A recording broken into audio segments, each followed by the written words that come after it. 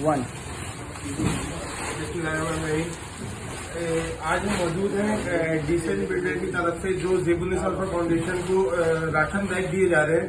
अभी हम उधर ही आए हैं कि उनके गोडाउन में हम बहुत दिल की गहराइयों से harmain भाई का शुक्रिया अदा करते हैं कि जिनकी तरफ से ZWF फाउंडेशन में राशन के बैग दिए गए।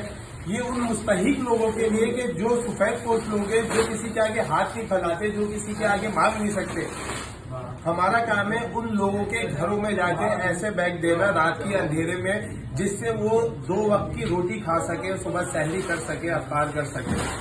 तो बहुत शुक्रिया harmain भाई आपका कि आपने राशन के बैग हमारे को दिए, हमारे पे ZWF फाउंडेशन पे हमारे पे भरोसा किया, हमारा काम देखा, हमारे पे भरोसा किया। ये आपकी अमानत उन सफेद पोस्ट लोगों तक पहुंचेगी जो इसके हकदार है, जो इसके हकदार है। शुक्रिया।